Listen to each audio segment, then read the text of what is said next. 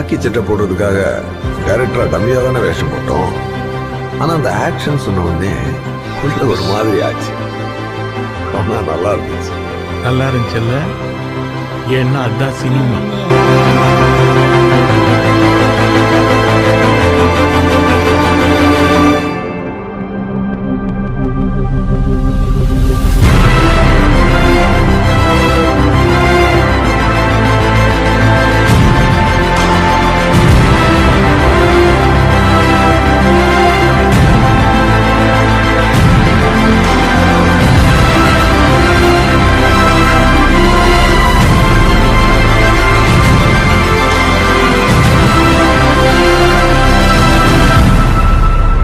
എന്താണ് ഈ നടക്കുന്നത്? സിനിമയുടെ മാജിക്കാടാ മാജിക്.